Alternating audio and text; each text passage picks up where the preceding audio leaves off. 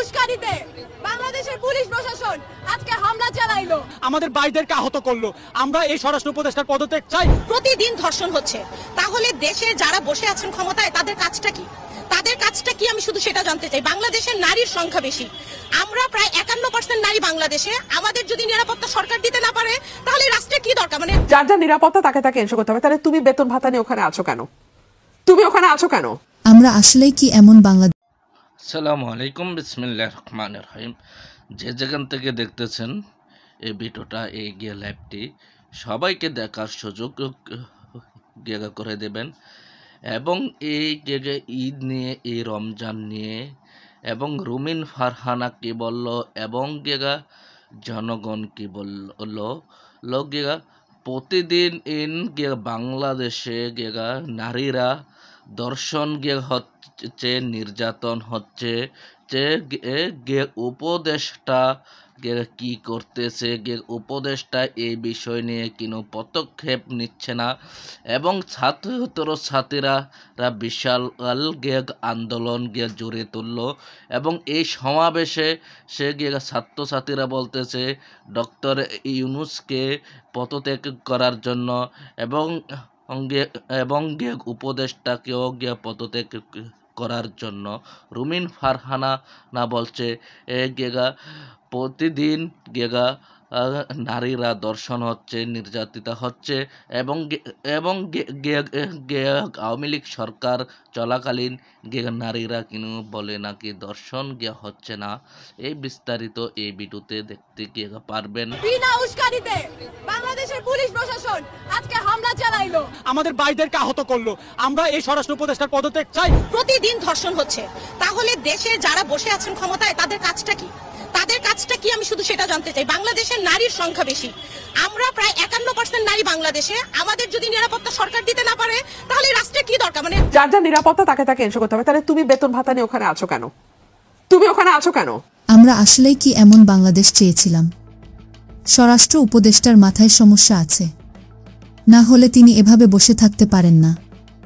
আমার অনেক সময় মনে হয় আমরা আগেই ভালো ছিলাম, শেখ হাসিনাকে তাড়িয়ে অনেক বড় ভুল করে ফেলেছি।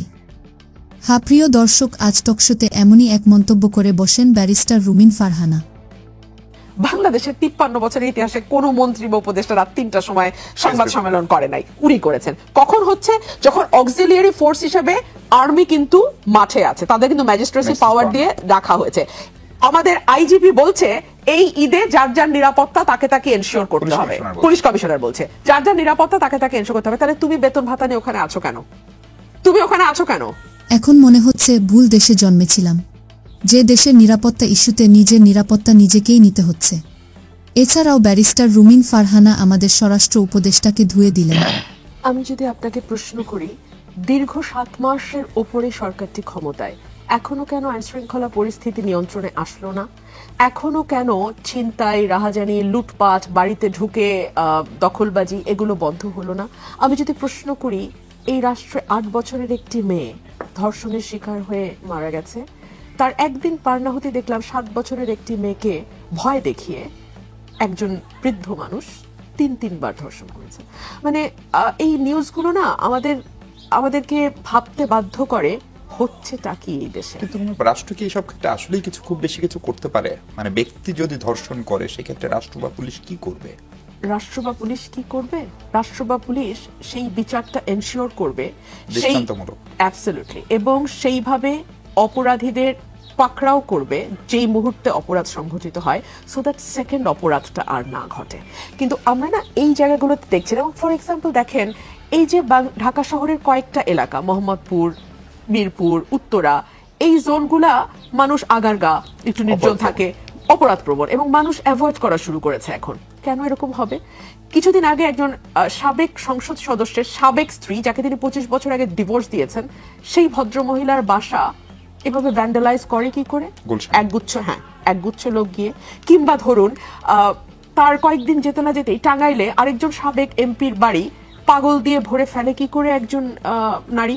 মানে এই যে এই ঘটনাগুলো ঘটছে না, আমার কাছে মনে হয় যে এখানে যদি রাষ্ট্রের ট্যাসিট মদদ, প্রত্যক্ষ মদদ না, ডিরেক্ট মদদ না, ট্যাসিট মদদ না থাকতো, এগুলো হতে পারতো না। আর প্রিয় দর্শক, ব্যারিস্টার রুমিন ফারহানার এমন মন্তব্য নিয়ে আপনাদের কি মতামত অবশ্যই নিচে কমেন্ট করে জানাতে ভুলবেন না। আসসালামু আলাইকুম আমার ভিউজার ভাই ও বোনেরা, আপনারা সবই দেখছেন এবং সবই শুনছেন।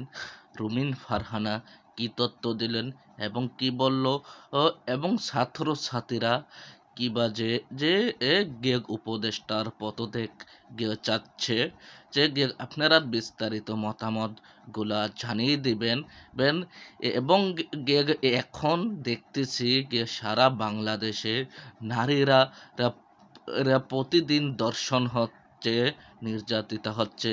কেন ডক্টর ইউনূস স্যার পদক্ষেপ নিচ্ছে না, বিচার করছে না এবং দর্শনকারীদের এবং বাংলাদেশে সে কোরআনী নিঃশাসন তৈয়ার করতে হবে, কোরআনী কায়েম তৈয়ার করতে হবে এবং যেই লোক দর্শন করবে তাকে প্রকাশ্যে জনগণের সামনে এবং বাইতুল মুকাররম মসজিদের সামনে কল্লা কেটে ফেলতে হবে এবং যারা চুরি করবে, ডাকাতি করবে, তাদের হাতের কবজি কেটে ফেলতে হবে বাইতুল মুকাররমের সামনে। আপনারা যদি আমার কথা একটি মত থাকেন, আপনারা মেসেজের মাধ্যমে জানিয়ে দেবেন। এবারের মতোই আমি বিদায় নিচ্ছি। আসসালামু আলাইকুম।